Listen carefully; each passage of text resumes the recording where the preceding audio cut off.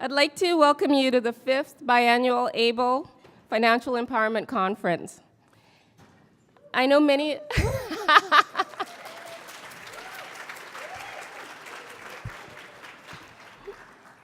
I know that many of you were at our pre-conference day workshops yesterday. However, today marks the official start of ABLE 2018. My name is Louise. You guys are an enthusiastic bunch. My name is Louise Simbandumwe, and it's wonderful to see so many gathered here in such a beautiful place with such amazing weather. I would like to acknowledge that we are gathered today on the traditional ancestral territory of the Musqueam people. I will now ask Kwestin, who is a Musqueam Nation elder, to bring a welcome on behalf of the Musqueam.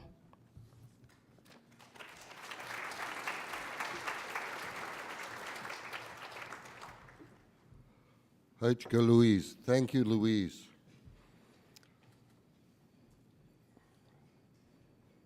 Siem Nisiaya, I Swile, Eats and Cho'ayal.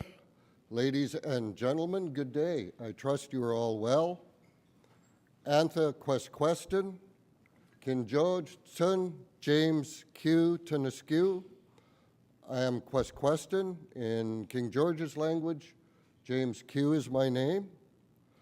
Ami Tsep Kwitwilim to Musqueam Aus Thomas. Welcome to Musqueam's sacred land. To Shwamits, to Sahankaminam kun I Siaya, to Squamach I Salilwatus. Cradle of the Hunkaminam language and home to our kin from Squamish and Slilwatus. Hi Tsep Kitashwalap, Kwith I Alap, Kwithami I Atani Tiskakip. Thank you for coming from your varied backgrounds and combining your strengths here at this gathering, the 2018 ABLE Conference. I would like to explain a bit about my name, what it means, and use that as an introduction to Musqueam culture. And by explaining a little of Musqueam culture, I think that I can contribute to an understanding of what the reconciliation process is all about. And of course, given poverty in First Nations in Canada, I think this may be a contributing factor to your future success in combating poverty. The name Kwestin is a hereditary name. It was carried previously by my grandfather.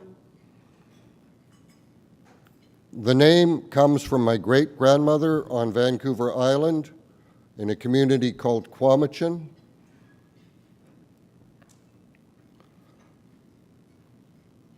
When my grandfather was a child, he lived there between the ages of 2 and 8. He then moved to Musqueam, and my grandfather proved to be an exceptional person. He became a Shwanam, a shaman, and in recognition of that accomplishment, he was given a very prestigious name, Swalomthit.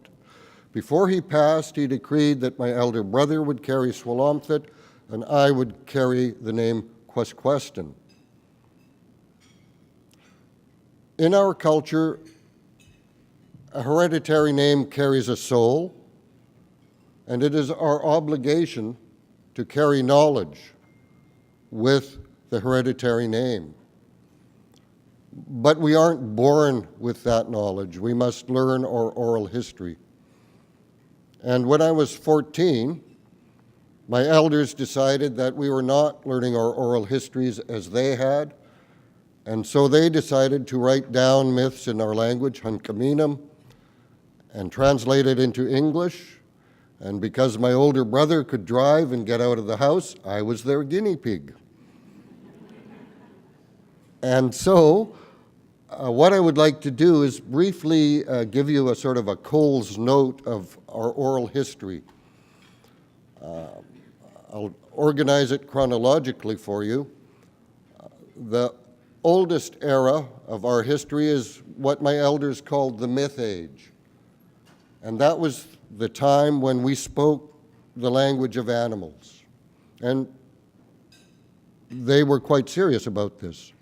And indeed, to this day, some of our community who participate in the Spirit Quest still hold that gift to a large degree, and some of us still have that gift to a lesser degree. There was also a very important principle laid down in the Myth Age, and that is that we believe the world is in a continuous state of transition, and everything in it is in a continuous state of transition. And we believe that everything has a soul, not just living, breathing things, rock, dust, water. The ocean has a soul. If you take a handful of water out of the ocean, that is one of the continuous transitions. And now the handful of water has a separate soul. As human beings, we must memorialize those transitions, and we do that with ritual and ceremony. And we do that so that we can close off outstanding issues from the previous phase of our life before we move into the next phase of our life.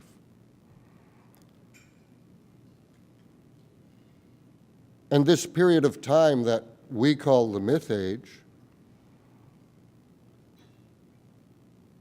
occurred in the Pleistocene before the Ice Age. In British Columbia, in this area, in our territory, that ice came 117,000 years ago.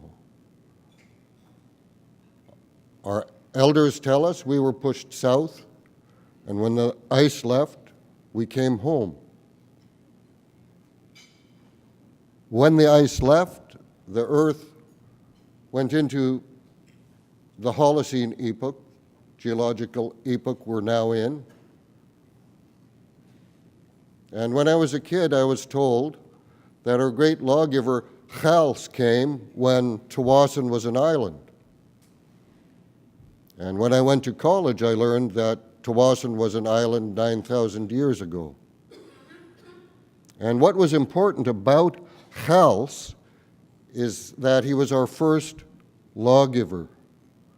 The miracles he wrought became the seeds that grew into our law. Our elders tell us that before Kwes came, we were not quite right. And for some reason, they would stare at me when they said that. And it taught me a few things. First, that we're only quite right if we learn Kwes law. And second, that's a very effective technique with children. But what they meant was that before Kwes came, we had no empathy. We had no charity. We had no compassion. We had no forgiveness. We lacked what are nowadays considered humanitarian values.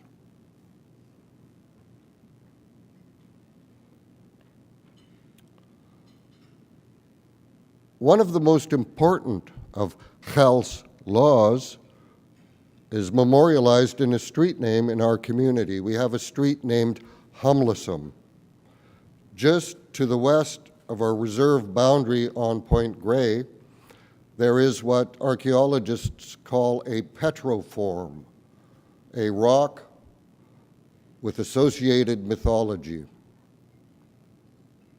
Kwes came to us from the east and the south. Where he walked, he performed miracles. Where he entered our territory, we remember where he walked, where he crossed the river. This land was not here. He crossed the river up by the bridges. He walked around the peninsula.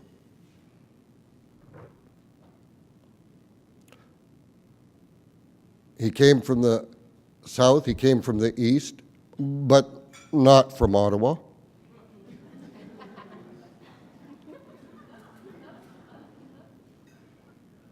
Because this was 9,000 years ago, he traveled naked. He had no shame. There was no shame then. We had not learned shame. But some of us, before he came, had learned greed and ego. And when he walked to the west of where our village now is, he came across the home of a wealthy man named Humlesum. It was in the morning, a little earlier than this. Humlesum was a wealthy man. He was very conceited. He dressed in furs. He had bone jewelry. He had a huge house, which was unusual back then. He had many wives. And he was taking his chamber pot out to toss its contents onto the low tide beach so that the sea could take it away. And as he came out of his house, he had a creek running in front of his house. He saw a naked man coming out of the bush with twigs in his hair, and he thought, oh, here comes another beggar coming to take a meal off my table. Why doesn't he work? What's wrong with these people? And he went to toss his chamber pot at Chals. And he was turned to stone, and so was his chamber pot and its contents, and they are on the beach to this day. And when I was a child, I was taken to see Humlesum, and I was told of his evil deeds and how he was turned to stone for failing to offer hospitality. And there was a survey pin in his head. Years later, about 10 years ago now, I went to see Humlesum. And for those of you from the Vancouver area, you will know that Wreck Beach is just to the west of our reserve, and that is essentially a nudist colony in the summer. And when I went to see Humlesum, there was a naked man sitting on his head.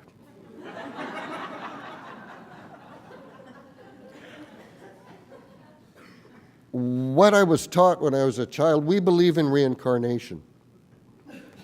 And what I was taught when I was a child, we're taught the myth verbatim so that we can remember it and pass it on. And then, once we know that, we're allowed to interpret it. And in the interpretation of the myth, it was emphasized to me that by being turned to stone, he couldn't continue the cycle of human existence and be reincarnated. He had to wait for reincarnation as a stone, and as a stone, his heart would never be warm again. So if we refuse hospitality, our heart turns to stone, and we are not quite right. And I wanted to share that ancient law with you because many people do not understand the meaning of a territorial acknowledgement in this era of reconciliation, in this land of unresolved title. And it's important that we share our laws with you, and not just our land, because you must know who we are. And if, indeed, we are wanted in Canada, then it must be more than our land that is wanted. It must be our contribution to Canadian society. And we believe that many of our old laws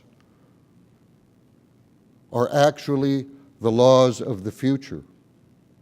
For thousands of years in our language, we have had no word for a person that is not a word for a relative. All of you here are Siaya, That means members of my family, my kin.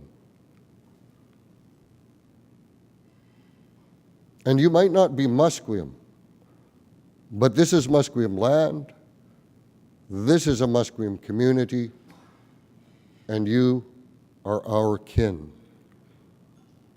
So when I come here on behalf of my nation to deliver a welcome, that is what it means. For decades now, I have heard anthropologists, archaeologists speak about a mitochondrial Eve, meaning that using mitochondrial DNA, we all have a common ancestor roughly 250,000 years ago. When colonization began here, our laws were of no interest to those people who arrived. After a while, laws were passed that prohibited our discussion of our laws. The simple story I just told you could have landed me in jail if I had told that story 10 years before I was born.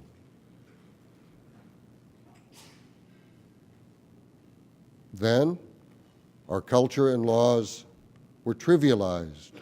We were seen as quaint and archaic, with very little to contribute to an industrial society.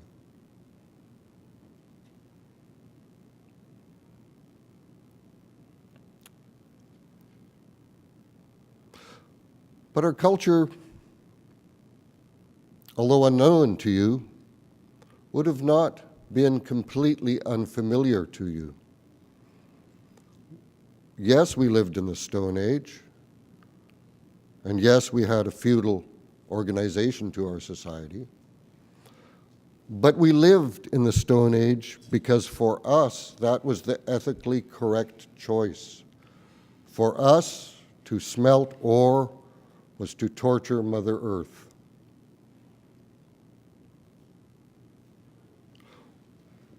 When the Spanish and British explorers arrived in English Bay,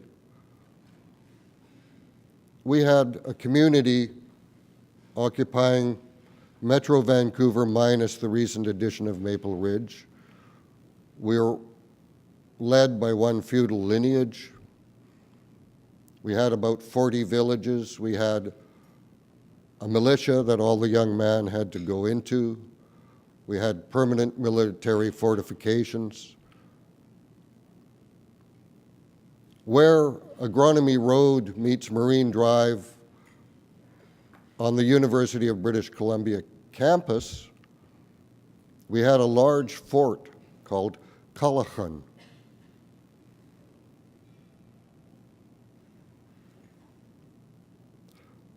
I want to tell you about one of my ancestors who has immortalized Callachan in our culture.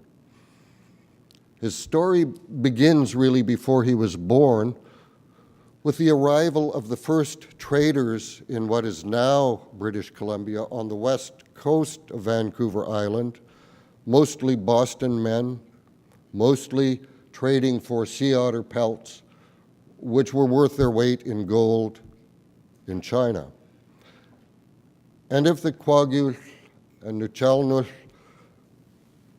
could pile those pelts as high as a musket barrel, they could trade for musket, shot, and powder. And at the time, it seemed like a good deal to them.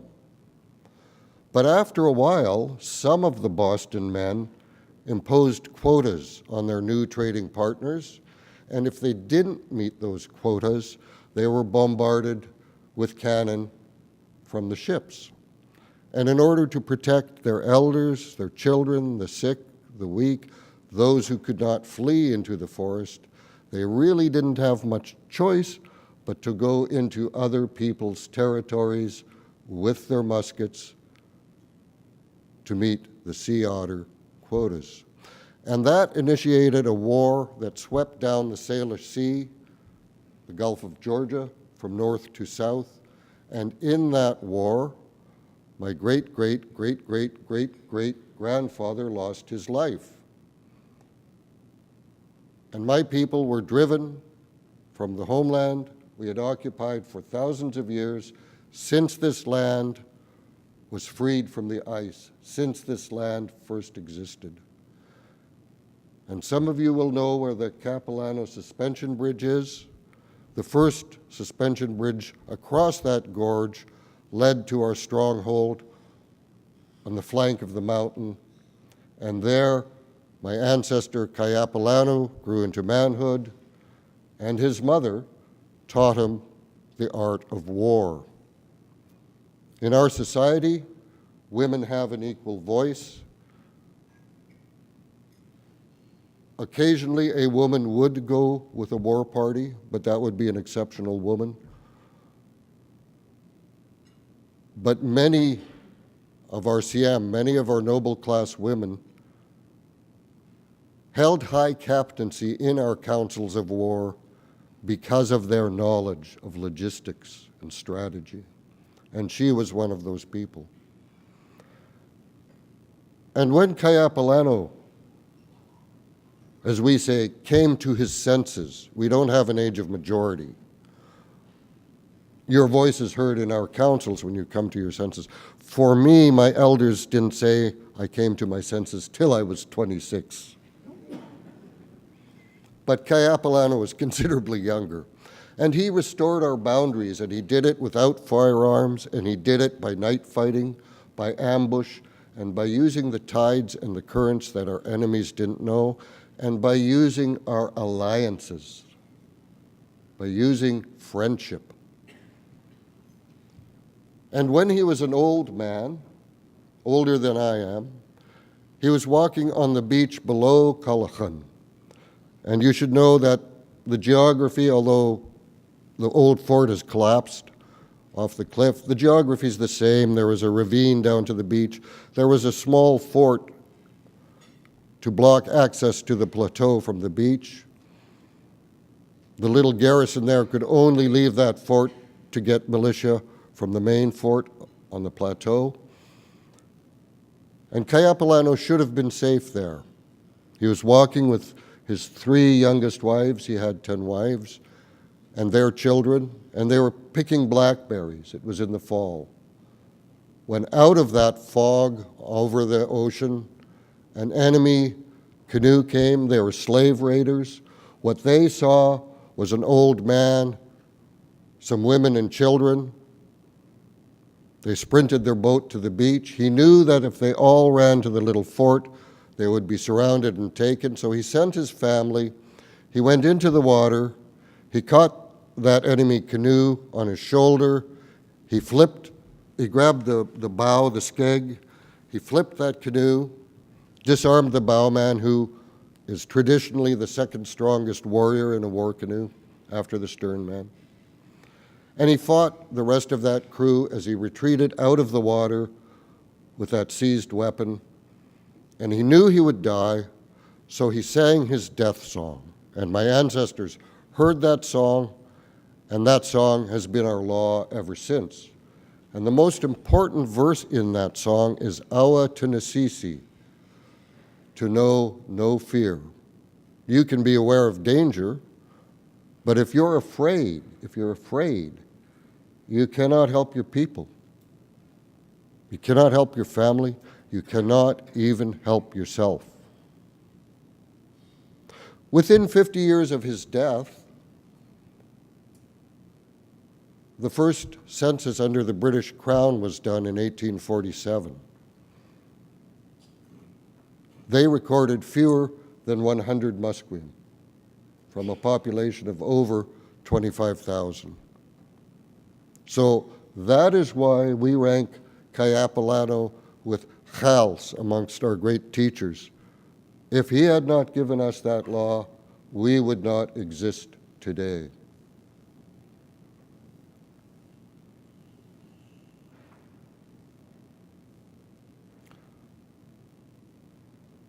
we think that the time is right for us to begin sharing Kwes law with our neighbors. For something like 67 years, I could have gone to jail for telling you what I'm saying now. Just a few years before I was born, that law was repealed.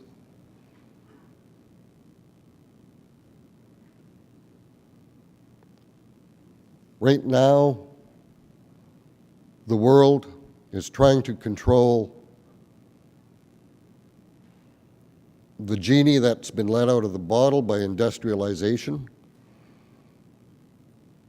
The international goal of capping the rate of carbon increase to 2.5% means that people are going to have to change their lifestyle, their expectations of society, and their own idea of who they are. And in a similar way, reconciliation means that the government of Canada and the government of British Columbia are trying to bring Canadian and British Columbian laws into alignment with the UN Declaration on the Rights of Indigenous People, international law. So, in order for you to understand how this might affect your life, we think the time has come to tell you who we are, so that you have an idea of what those changes in your life might mean.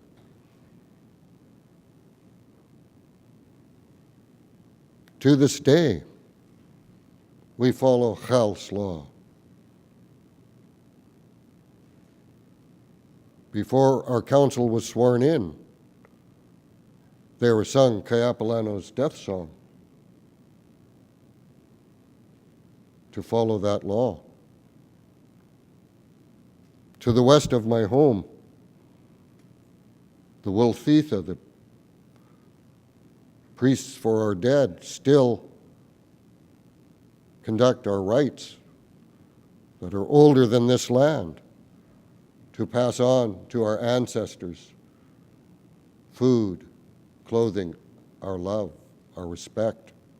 We believe that when we pass away, we go to what we call the other side, and there we watch our community, our family, and like the Fates in Greek mythology or the Norn in Viking mythology, we just can't help but meddle in what we see going on. And so I know, carrying the name Kwestin, I know that my grandfather is watching. When I was given this name, I was given the obligation to honor this name by being a bridge between Musqueam's world and the industrial world. Your invitation to me to speak to you here today is an opportunity to discharge that obligation to my ancestors. And in our community, that is sacred work. And so I sincerely thank you all for this opportunity, which allows me, in the style of my people, to pray to my ancestors by honoring them. And it allows you an insight into a peaceful culture with alternate ideas about our relationship with the earth. I mentioned earlier that we don't inherit memories, we are obliged to learn them. When I die, as James Q.,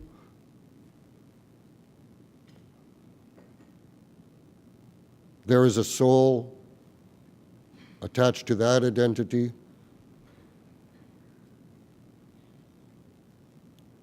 And it will be reborn. But when I die as Kwestin, I want to make sure that my family are ready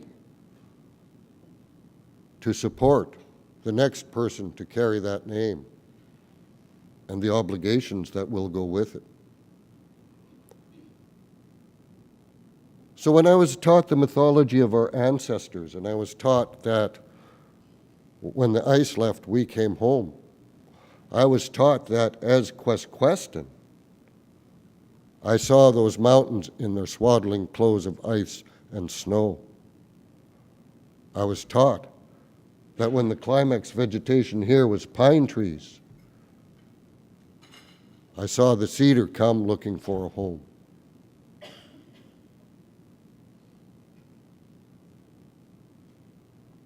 We believe that time is a straight line to infinity, and that our soul is a spiral wrapped around time. And say below that line is the other world, above that line is this world.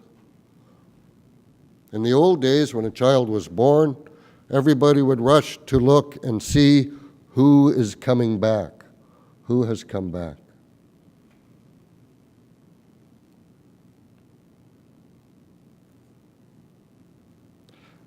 And those children would be taught what I have told you, that everything has a soul, and that our obligation in going to the other side, our obligation in coming back, is to make sure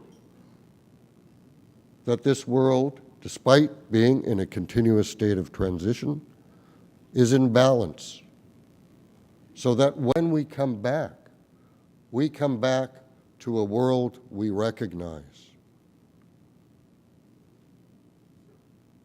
a place where we can feel at home.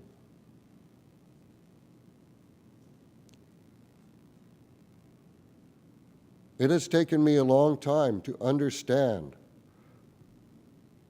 that industrial culture has had the individual's connection with the place where they live severed from those traditions that were held by your ancestors that preceded the Industrial Revolution.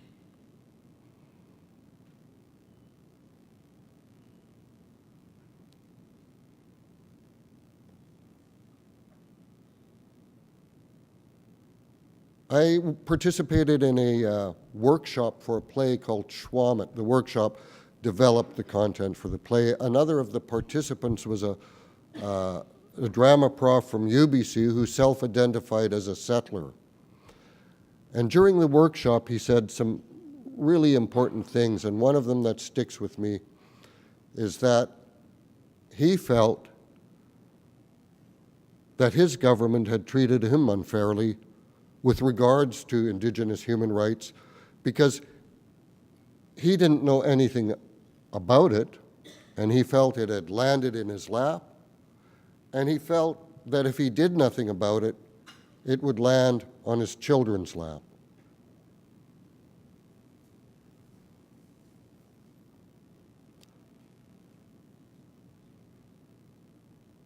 And when my mother was put in a control group for biomedical experiments at the Cocolita Indian Experimental Hospital, that was its name,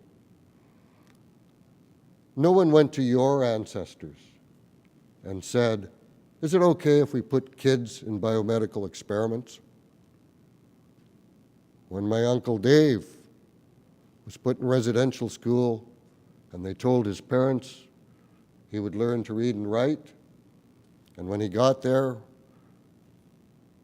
He had to pick apples, and more than that, there was no horse, so he was hitched to the apple cart and whipped like a mule as a child, so that when he died as an elder, his back was crisscrossed with scars that he'd carried for over 70 years.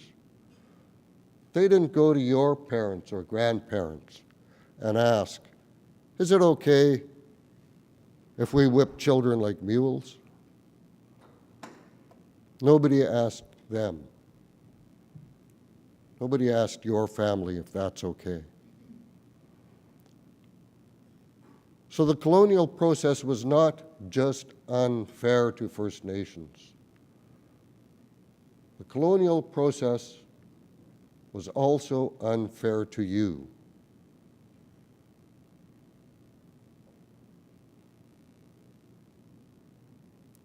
My wife is German. I had the great honor and privilege of meeting her grandmother,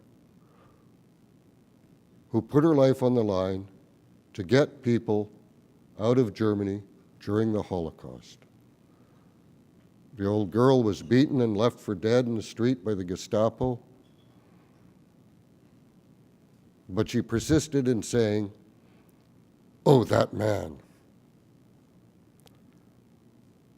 And when my wife grew up, she had the honor of meeting those friends of her grandmother.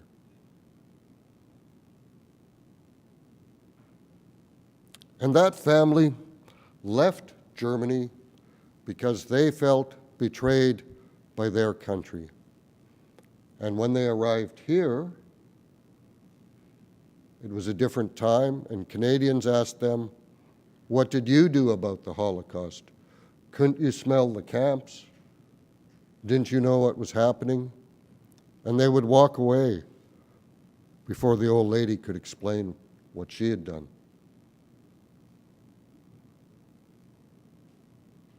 And my wife taught me that in industrial culture, people are lonely. She said, "I'm afraid of dying alone."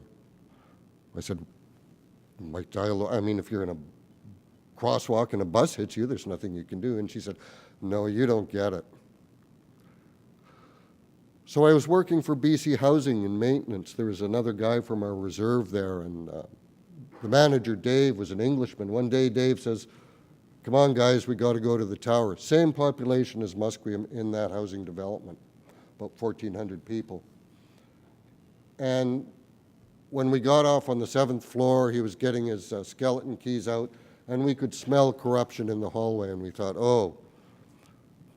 But the people were just on holidays, and the fridge had died. But when we were leaving, Dave said, "I've been working here for 20 years, and I've found 60 bodies by smell." And he said to Lawrence and I've never found South Asians, I've never found black people, I've never found Chinese people, I've never found First Nations. And I had to go home to my wife and say, "I'm starting to understand what you mean." And then a little while later, Musqueam was doing a community plan. It won awards in some sort of planning association. And the facilitator was asking questions about, what about drugs in your community? What about elders in your community? What about speeding cars? What about government services in your community? And the room was functioning like a classroom. People would put up their hands here and there, and it was really a familiar public forum. And then he asked a question that was important to him, and I knew enough to sit back and watch, because this is what he asked. He said, "And what about loneliness?" And he leaned into the mic, and I knew it was important to him. And we were meeting in family groups, so nuclear families would talk, and then the oldest in that group would go and talk with the oldest in the other groups. And finally, there was 3 elders talking, and my uncle Delbert was selected to answer. And this process took about 14 or 15 minutes. And I could see that the facilitator was puzzled, because to him, loneliness was very clear-cut. And my uncle put up his hand like he'd been trained to in a residential school, and the facilitator said, yes. And my uncle said, when we want to be lonely, we leave the reserve. Now, that's not to say there aren't people who like being lonely at Musqueam and stay there. I have another uncle who is a little bit like a hermit. But I wanted to share that story with you because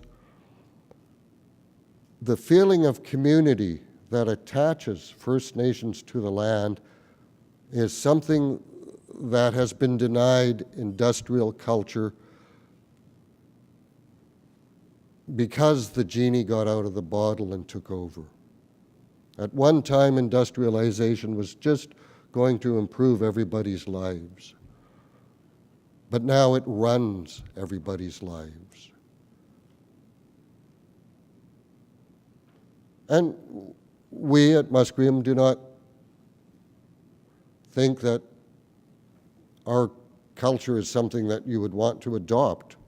It's too unfamiliar to you. But the concepts that we can share with you in your language, that we can connect with your experiences, might contribute to a different option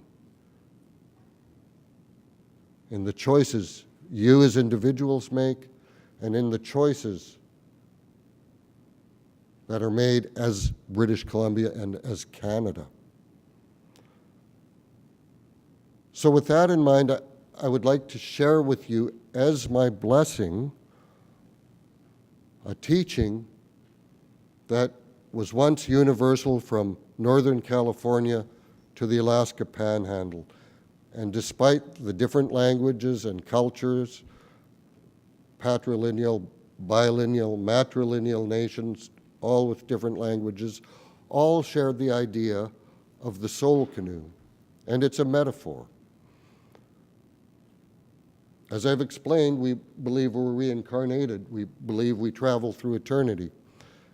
And we make that journey in a metaphorical soul canoe. And the meaning of the soul canoe is simple. You alone travel in your own soul canoe.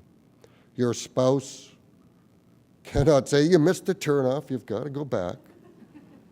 Your children cannot sneak your soul canoe back into your soul garage in the morning all banged up and scuffed. You are the only one who uses your soul canoe. This, to me, is a Musqueam community. This, to me, is a Musqueam beach. To me, you have all brought your individual soul canoes to this beach. And when you gather on your family beach with your soul canoe, there you can rest on your journey. There you can repair your soul canoe. And the words that you will hear from the speakers over the next 2 days, those words contain wisdom, which you can use as a paddle for your soul canoe. And we believe at Musqueam that when you are drifting, when you feel lost, when you feel alone, when you hear the waves crashing on the beach, when you hear the gravel grinding as it's pulled back out to sea, if you're lost in a fog and confused, what you must do is listen for the voices of your people, listen for their heartbeat, it's a drum beat, and go to that sound. And you will find a beach where you can rest your soul canoe and plan your future journey. You are working to end poverty in a nation in transition, continuous transition. you will feel lost. You will feel confused, and you will feel vulnerable. And that is when you must seek out the company of like-minded people as you have done here.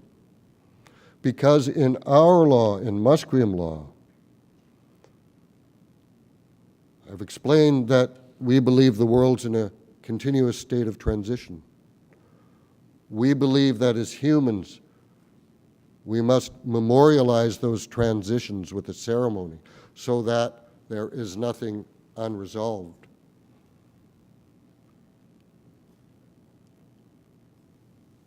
So as Canada's uncertain future gels, and as you make your individual journey, and as Canada rebrands its identity to respect international standards of human rights, and as Canadian society changes, you will be faced with the difficult challenge of changing your own personal identity.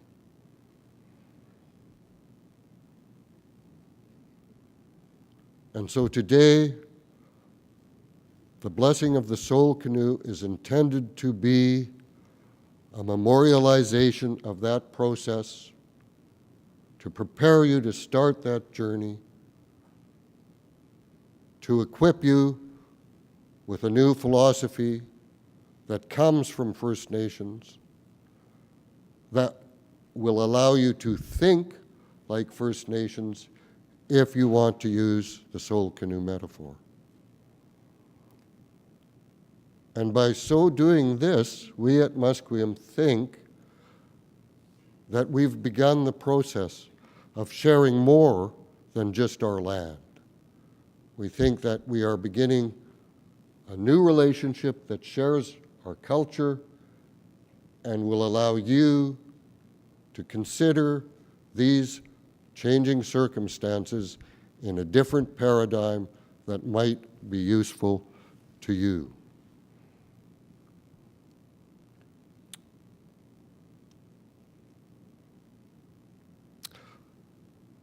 I had thought I would speak for a half hour, but I think I've come to the conclusion of one story. And what I'm going to do is I'm going to tell another story at the end of tomorrow, and I'm going to talk about what the future might look like after implementation of the Truth and Reconciliation 94 Calls to Action and the implementation of the UN Declaration on the Rights of Indigenous Peoples. And when I speak tomorrow about that, I'd like to build on what I've shared today and allow you to see how First Nations might consider a shared future within that new framework.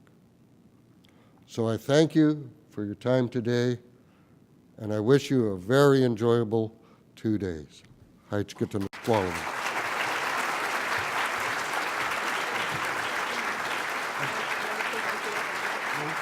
you.